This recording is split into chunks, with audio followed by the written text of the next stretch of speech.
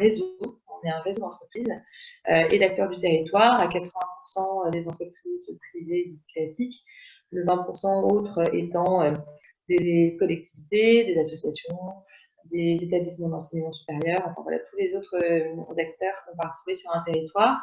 Et donc, on a à peu près 370 adhérents aujourd'hui.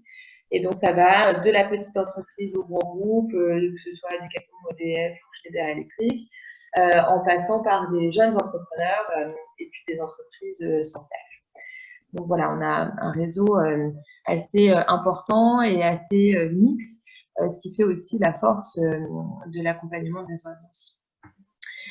Donc, on a ce qu'on appelle un parcours de progrès. On a développé des axes d'expertise. Donc, on a à la fois une mission de sensibilisation de tous les acteurs du territoire, y compris ceux qui ne sont pas adhérents, à ce que c'est que l'économie responsable. Donc, on organise des événements comme Trophée, le World Forum. Et puis ensuite, pour nos membres, on a développé donc, toute une offre d'accompagnement en collectif, puisque c'est vraiment notre méthodologie de travail. Donc, on aime mélanger des jeunes entreprises et des entreprises qui ont plusieurs dizaines d'années d'activité, des grosses et des petites, du service, de l'industrie, parce que finalement, l'économie responsable, c'est l'affaire de tous, et chacun peut apporter quelque chose à l'autre. Et donc, ces axes d'expertise, on les a développés parce qu'on on est financé à 60% par le privé, donc nos mécènes et nos adhérents, et à 40% par le public. Et ça nous permet d'être à la fois très ancrés dans le tissu économique local, donc très au fait des préoccupations des acteurs économiques, et également des préoccupations du territoire. Et donc, les axes d'expertise, on les a développés parce qu'on a été challengé par nos adhérents et parce que ça répond aussi à des demandes du territoire. Donc, tout ce qui est stratégie et organisation, ça va tourner autour de la manière dont on met en place une stratégie RSE dans son entreprise. La mobilisation des parties prenantes, avec surtout la mobilisation des collaborateurs, comment je les embarque dans mon projet RSE pour l'économie responsable. Tout ce qui touche autour de la diversité. Donc là, on fait à la fois de l'accompagnement de jeunes en recherche d'emploi et de l'accompagnement des entreprises au sujet de la diversité de manière très large, le handicap intergénérationnel, la parité, ces sujets-là. La mobilité durable, le sujet très en vogue en ce moment. Donc, comment diminuer l'empreinte écologique de l'activité de l'entreprise et améliorer le bien-être des collaborateurs par des pratiques de mobilité douces ou en tout cas différentes. Donc, le télétravail, par exemple, qui est un gros sujet aujourd'hui, fait partie de ce qu'on va aborder dans les sujets de la mobilité. Et ensuite, un nouveau modèle économique, donc avec l'économie de la fonctionnalité et de la coopération. Là, on fait principalement de la formation de dirigeants. Et l'innovation sociale, là, on va amener les entreprises à se préoccuper des problématiques de notre société et à coopérer avec les acteurs du territoire pour monter des projets qui vont venir répondre à des enjeux et à des problématiques sociales, sociétales et environnementales. Et donc, moi, je m'occupe de tout ce qui est innovation sociale. Donc, voilà pour Réseau Alliance. Vous trouverez plus d'infos sur notre site si vous avez besoin. Alors, je vous propose de commencer avec la RSE. Alors, la RSE, c'est un mot dont on parle beaucoup depuis une dizaine d'années maintenant. Certains, d'ailleurs, ne parlent même plus de la RSE. C'est un peu challengé, donc c'est assez intéressant. Alors, qu'est-ce qu'on va retrouver en fait autour de la RSE? On va retrouver des choses assez négatives. On voit qu'aujourd'hui, malheureusement, on a une planète qui souffle, on a des problématiques environnementales et sociales qui sont assez compliquées. Mais on voit aussi qu'il y a beaucoup de choses à l'échelle mondiale qui se mettent en place avec les objectifs du développement durable, les COP, notamment la COP 21 à Paris qui a fait beaucoup parler d'elle, et puis aussi des choses beaucoup plus locales. Le film Demain, justement, je ne sais pas si vous avez eu l'occasion de le voir, va lui plutôt pointer du doigt des initiatives tout à fait locales qui sont mises en place par des acteurs, par des colibris, comme certains vont appeler ça. Et donc aujourd'hui, on est dans un discours assez alarmiste, puisqu'on dit que la planète est à bout de souffle et que nos modes de vie, nos modes d'entreprendre, notre économie, nos modes de consommation, aujourd'hui mettent un peu la planète à genoux. Alors, ce sont des choses qui sont pas très liées, je vous l'accorde, je suis un peu désolée, on n'est pas trop normalement dans les choses un peu alarmistes chez Réseau Alliance. Ceci étant, je pense que c'est quand même important parfois de le rappeler. Et donc, en fait, pourquoi est-ce qu'on pratiquerait, pourquoi est-ce qu'on irait vers une économie plus responsable? Bah, déjà, parce qu'il est urgent d'agir face aux défis écologiques et sociaux, hein. Là, je pense que les choses ont fait leur preuve. Et puis aussi parce qu'on a, on en parle beaucoup d'ailleurs en ce moment avec cette crise sanitaire, hein, de l'utile, pour ne pas dire l'inutile, mais en tout cas de l'utile. Aujourd'hui, on a beaucoup de besoins, des besoins qui sont des besoins fondamentaux, et que dans l'objectif d'une économie responsable, on cherche aussi à répondre aux besoins de notre société. Pas forcément que des besoins négatifs, pas juste un besoin d'améliorer la qualité de l'air parce qu'on vit dans une ville très polluée, par exemple. Il y a aussi des choses absolument positives et qui peuvent se faire avec beaucoup de joie, etc. Mais voilà, on vit dans une société qui a beaucoup de besoins et nous, on pense que l'économie, que toute l'économie finalement peut y répondre. En créant des emplois évidemment, puisque ça reste aussi une des principales raisons d'être de l'entreprise. Alors finalement, la RSE dans son entreprise, c'est quoi? Alors la RSE, nous, quand on parle d'entrepreneuriat responsable, on explique qu'en fait, c'est pratiquer un business qui soit respectueux de l'homme, de l'environnement et qui soit ancré dans son territoire. Et donc, il va y avoir deux leviers pour être dans l'entrepreneuriat responsable, à la fois dans la manière de gérer son entreprise, donc dans ses relations avec ses parties prenantes, donc avec ses fournisseurs, avec ses collaborateurs, mettre en place des politiques RH qui soient propices au bien-être des collaborateurs, dans sa gouvernance, etc. Mais aussi dans l'offre, puisque l'idée, c'est de ne pas juste avoir des collaborateurs qui vont bien et qui travaillent dans des locaux tout à fait adaptés, etc. Mais c'est aussi d'avoir une offre qui soit dans cette logique-là de respect de l'homme, de l'environnement et qui crée quelque chose de positif finalement, qui va avoir un impact positif sur le territoire, sur les différentes parties prenantes et donc plus globalement dans l'écosystème de l'entreprise. Alors ça, comme il n'y a pas de... Oui. J'ai une réaction sur le chat là. Ce n'est pas la planète qui va disparaître et qui serait à sauver, mais nos conditions de vie, la seule à ne pas être en danger, c'est la planète. Ah oui, oui, effectivement, en disant qu'en tout cas, la planète ne se portant pas bien, ceux qui vont en pâtir, c'est nous, ça c'est sûr. Donc, quelque part, en allant vers une économie plus responsable, c'est in fine pour participer au bien-être de l'homme sur Terre. Ça, c'est évident, oui, oui, tout à fait. La planète ne va pas bien pour autant. Non, non, bien sûr, je dis pas que oui, non, non, tout à fait. Parce que, en tout cas, c'est vrai qu'il y a un peu ces visions-là, c'est-à-dire que ce qui explique assez bien les écologues, enfin beaucoup de gens qu'on entend parler aujourd'hui, c'est que en fait, en ne prenant pas soin de la planète, on tue. C'est un peu comme si on tuait notre outil de travail. Il y en a qui font ce parallèle-là avec l'entreprise, et que si demain la planète va mal, les hommes et les femmes iront mal, l'économie ira mal, tout le monde ira mal finalement. Et donc c'est à chacun. Et donc là, nous chez Réseau Alliance, on a choisi de travailler avec et pour les acteurs économiques de participer à améliorer en tout cas les conditions de la planète pour in fine améliorer évidemment les conditions de la vie humaine sur Terre. Alors du coup, donc la RSE, qu'est-ce que c'est finalement? La RSE, c'est la contribution des entreprises aux enjeux du développement durable.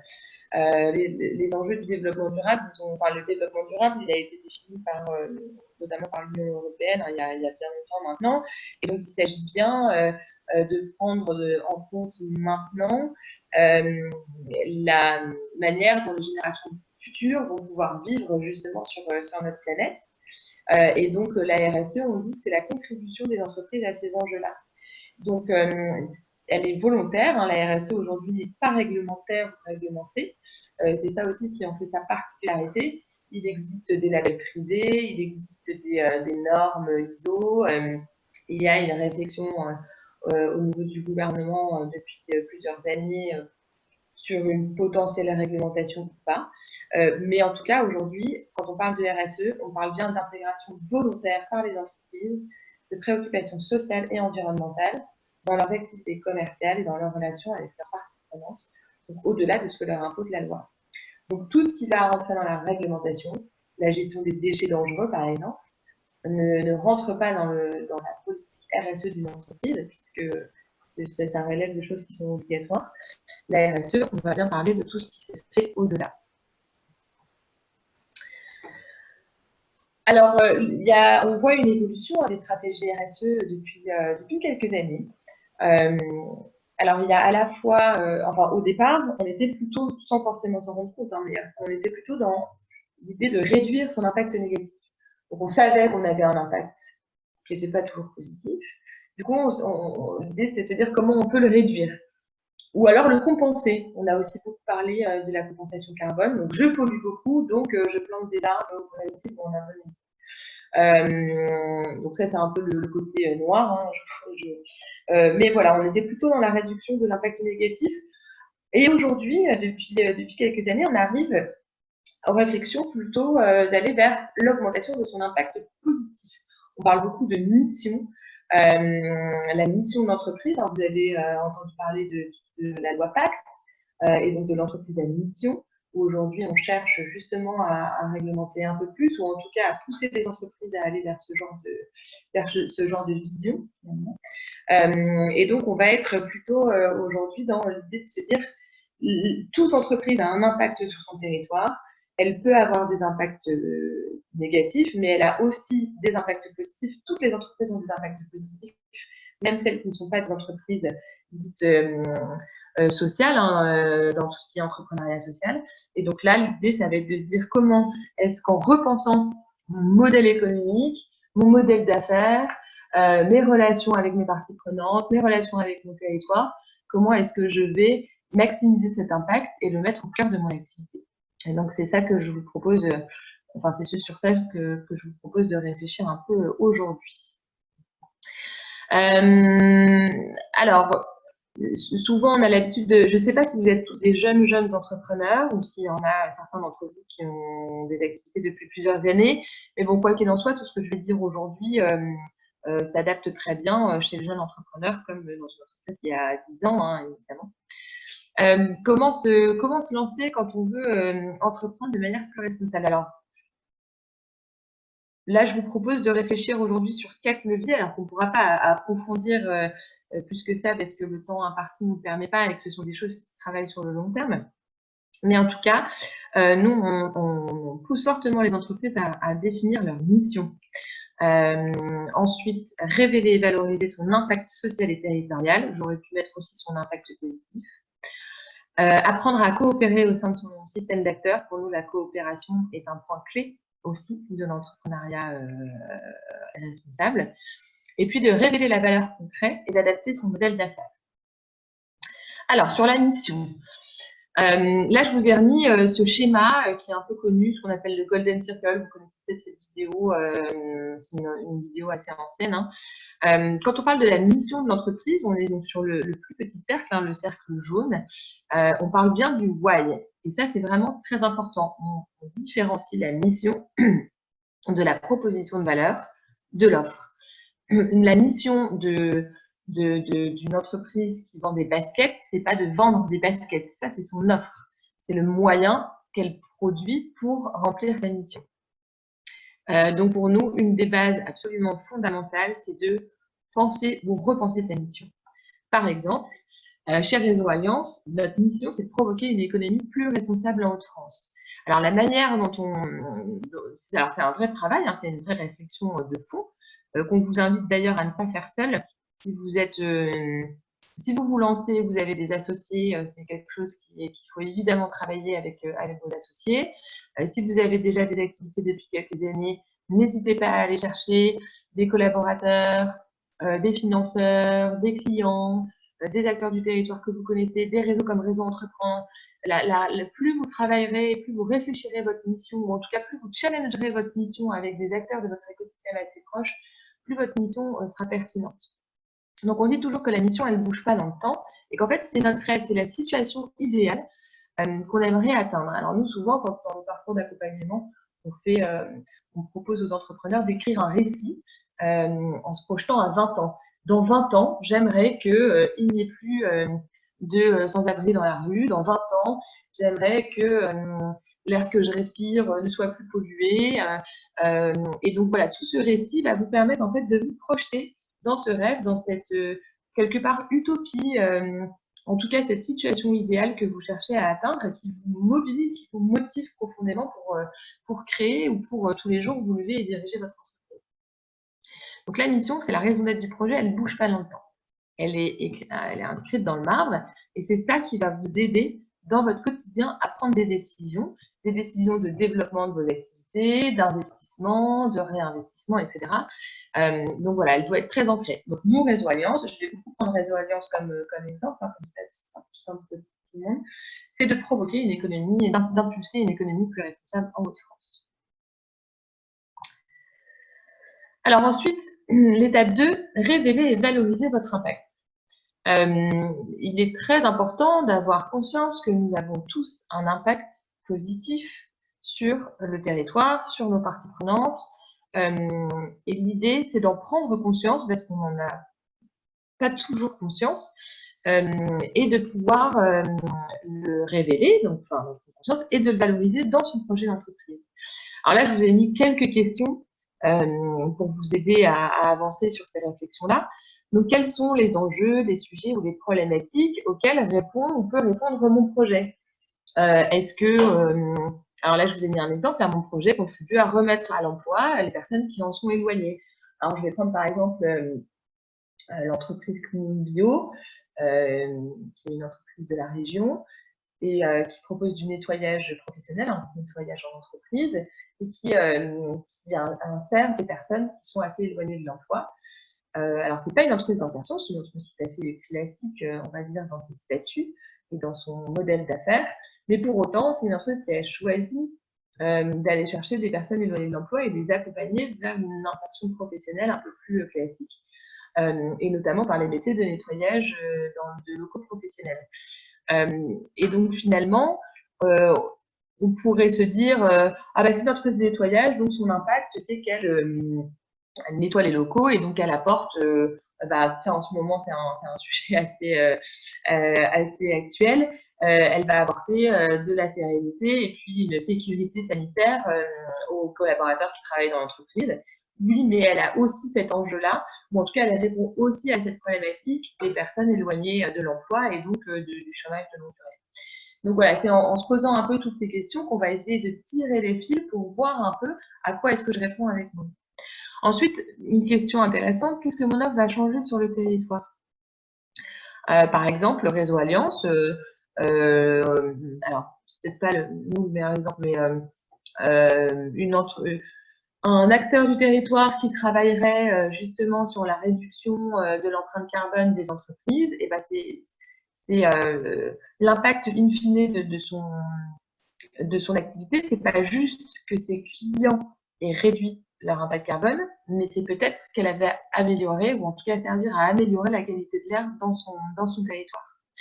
Donc pareil, l'idée c'est d'aller un peu tirer les fils et de se dire quel est l'impact vraiment final. Donc il faut réussir à dépasser le client et ou le bénéficiaire, mais vraiment aller chercher l'enjeu, le sujet, la problématique. Quelle est la finalité de mon produit ou de mon service? Alors ça aussi, c'est un gros sujet. Je vous ai mis un exemple d'une entreprise que vous connaissez peut-être tous, mais une entreprise qu'on a accompagnée aussi chez Réseau Alliance, qui au départ vendait des paniers de fruits dans les entreprises.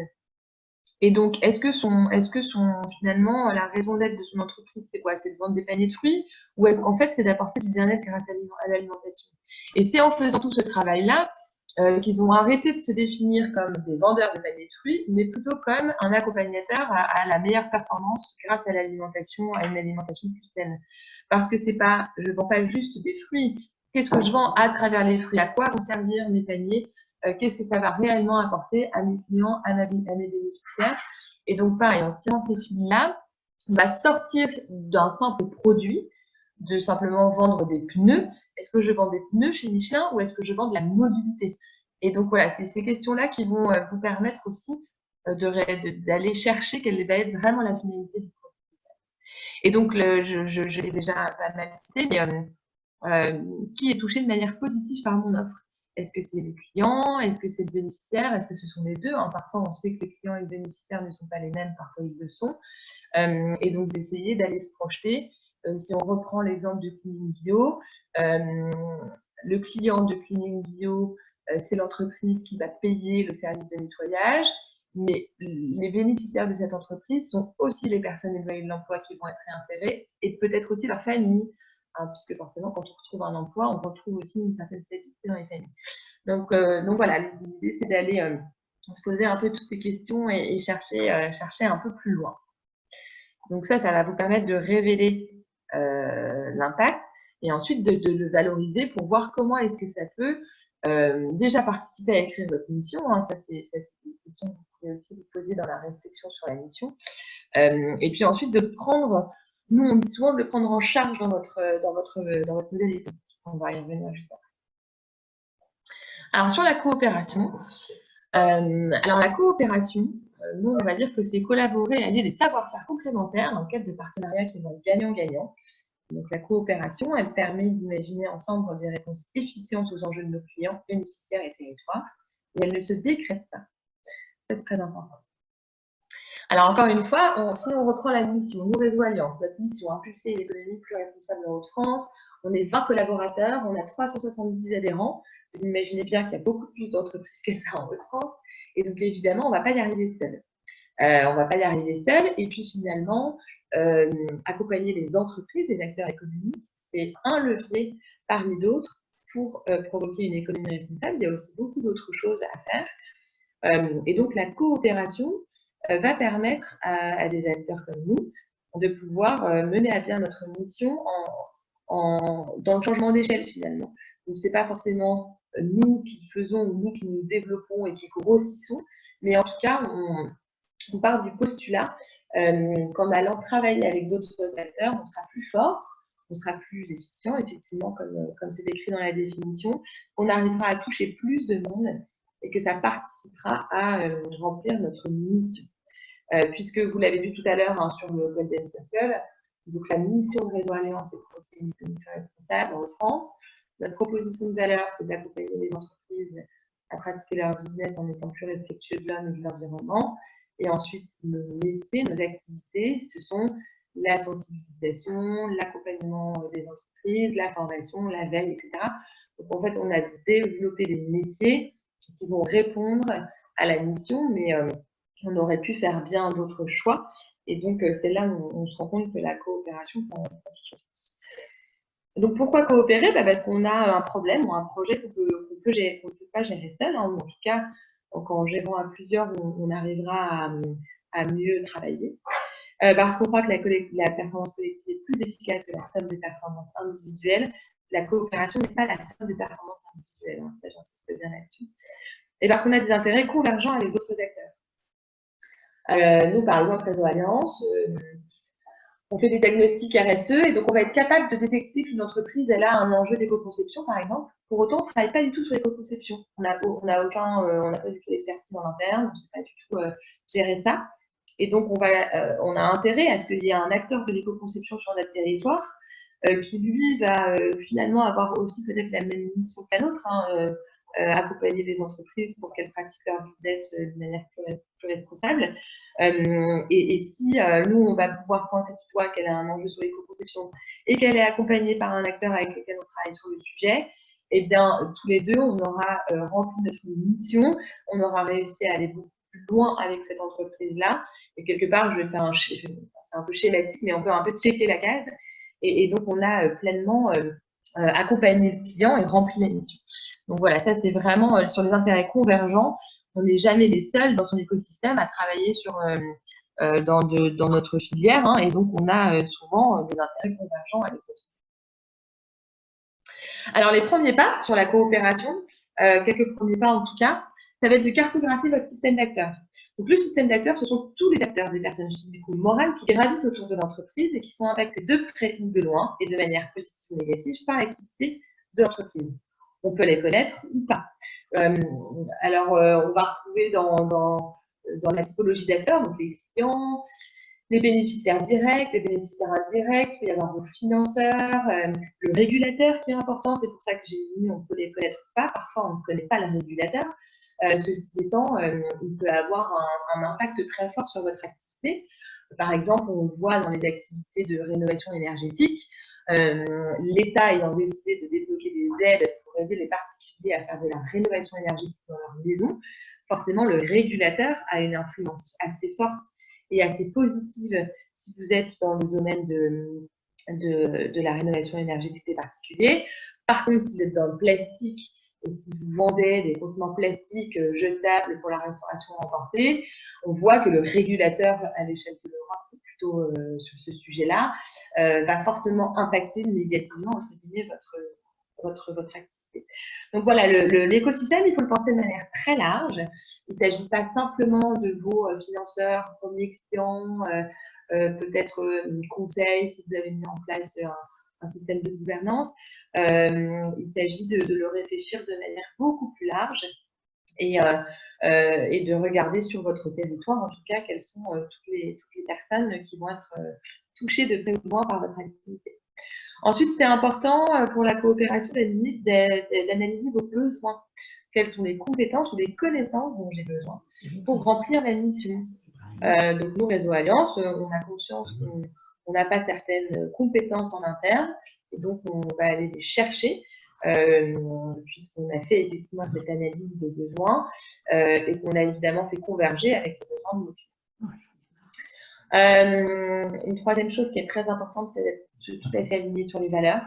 Alors, comme je vous disais tout à l'heure, la coopération, elle ne se décrète pas, elle se crée. Donc, il est très important d'aller chercher des acteurs qui vont être alignés avec vous et avec lesquels vous allez pouvoir mettre en place une relation de totale confiance, puisque c'est comme ça que vous irez non pas dans la collaboration ou dans le partenariat, mais bien dans la coopération. Alors, je vais essayer d'accélérer un peu, parce que je vois que le temps passe vite. Et puis l'étape 4, donc révéler la valeur créée et adapter son modèle d'affaires. Alors, c'est ce que je vous disais tout à l'heure, donc quand on tire les fils et qu'on prend conscience de cet impact et de ce qu'on crée, on va revenir sur l'exemple des paniers de fruits et de l'alimentation. Finalement, quand j'écris donc basculer d'une offre à une sphère fonctionnelle, donc c'est bien ça, c'est de prendre conscience, non, je ne suis pas un vendeur de paniers de fruits, je suis un acteur de la santé, je suis un acteur de l'alimentation. Et donc, ce qu'on appelle sphère fonctionnelle, je ne vais pas aller trop loin dans la définition, mais c'est en tout cas prendre conscience il en existe quelques-unes seulement, beaucoup moins qu'il n'existe de filières ou de type d'activité. Mais donc, à quoi est-ce que je contribue? Est-ce que c'est l'alimentation, l'habité, la santé, l'éducation? Et donc, ça va être une manière aussi pour vous de révéler la valeur que vous créez vraiment. Donc, je vends des paniers, ça c'est une offre, c'est une en tout cas de mes offres. Mais ce que je crée vraiment dans l'entreprise, c'est du bien-être. Le bien-être par l'alimentation a pour conséquence l'augmentation de la performance des collaborateurs dans l'entreprise. Et donc, c'est en réalité ça, ma mission, ma proposition de valeur. Donc, finalement, je me découvre être un acteur de la santé et de l'alimentation. Et donc, je vais construire ou reconstruire mon entreprise autour de ces sphères fonctionnelles-là. Et ça va me permettre de développer de nouvelles activités. Par exemple, travailler avec des naturopathes, être capable de sensibiliser des collaborateurs au bien manger, travailler sur l'activité physique. Dans l'activité physique, en fait, c'est pas vraiment mon domaine, mais c'est pas grave, je vais aller chercher un acteur que je connais bien dans mon écosystème ou dans un de mes réseaux, Réseau Alliance ou Réseau Entreprendre, et puis je vais aller coopérer avec lui pour pouvoir intégrer dans mon offre le volet peut-être un peu sport-santé, et puis répondre de manière encore plus importante aux besoins de mon client. Voilà, c'est vraiment ça, ce qu'on essaye, en tout cas, nous, de provoquer. Et donc, quand on dit de révéler cette valeur et d'adapter dans son modèle d'affaires, c'est ça, c'est quelles sont les activités à forte valeur ajoutée que je peux développer pour mieux remplir ma mission. Et on cherche aussi l'impact avant le volume. Alors ça, c'est très important pour nous dans nos métiers chez Réseau Alliance. Finalement, si mon modèle d'affaires est basé sur le nombre de paniers que je vais vendre en entreprise, je vais passer mon temps à essayer de vendre le plus de paniers possible. Et donc, j'ai quand même un risque d'épuisement au travail. Et donc, je vais chercher à signer le plus de contrats possible. À chaque fois qu'un contrat s'arrête, il va falloir que je remette de l'énergie à ce que l'entreprise re-signe pour une année supplémentaire. Pour grossir, il faut que je trouve de plus en plus d'entreprises. Et finalement, je ne prends pas du tout conscience de mon impact et je n'accompagne pas réellement mon client sur ses problématiques. Une entreprise qui achète des paniers de fruits pour les mettre à disposition de ses collaborateurs, c'est pas parce que les collaborateurs n'ont pas accès aux fruits et aux légumes. Il y a autre chose derrière. Ça révèle un besoin complètement différent de l'entreprise. Et donc finalement, si je fais la course au volume, je perds en fait de vue l'impact que j'ai vraiment chez mes clients. Et donc, je cherche à produire toujours plus plutôt que de me développer dans une logique plus servicielle et donc d'accompagner différemment mes clients. Ensuite, la lucrativité comme moyen, mais pas comme finalité. Dans les modèles d'affaires durables et responsables, on cherche aussi évidemment la lucrativité. Là-dessus, il n'y a pas de débat. Mais en tout cas, pour nous, on cherche à la mettre au service de l'impact positif et non pas comme une course à la lucrativité à tout prix. Et puis, comme je le disais tout à l'heure, le changement d'échelle grâce à la coopération, plutôt que de chercher à grossir par le volume. Le problème du volume, c'est que souvent, le chiffre d'affaires étant corrélé au volume, ça pousse les entreprises à produire toujours plus, à pousser à la consommation, et c'est ça finalement qui épuise les ressources de la planète. Alors que si on rentrait dans une logique beaucoup plus servicielle, et si grâce à des choses comme la coopération, on changeait d'échelle plutôt que grâce au volume, on pourrait aussi moins épuiser les ressources de notre planète. Et donc, comme je le disais tout à l'heure, je sais que l'alimentation équilibrée améliore la performance de l'entreprise. Je sais que le sport le fait aussi. Je ne vais pas moi aller sur le sport parce que c'est pas mon truc. Par contre, je vais aller chercher un acteur qui est là-dessus. Et ensemble, on va pouvoir bâtir une offre et mieux accompagner nos clients et donc améliorer encore mieux la santé des collaborateurs. Alors, je vous ai remis rapidement là sur le modèle d'affaires. Le modèle d'affaires, c'est la manière dont l'entreprise tire revenu de son activité. Et donc, tout l'enjeu, ça va être de construire un modèle d'affaires qui soit fondé sur la valorisation monétaire de la performance d'usage et territoriale et la valorisation des effets utiles et des externalités positives. J'aurais pu resimplifier parce que ce ne sont pas ces mots-là que j'ai utilisés pendant la présentation, mais effets utiles, on va parler évidemment d'impact positif. Et puis, les externalités, ce sont les choses, elles peuvent être positives ou négatives d'ailleurs. Les externalités, ce sont les choses qu'on crée, mais qu'on ne prend pas du tout en charge dans son modèle d'affaires, justement. Donc, par exemple, comment je pourrais vous illustrer ça? J'ai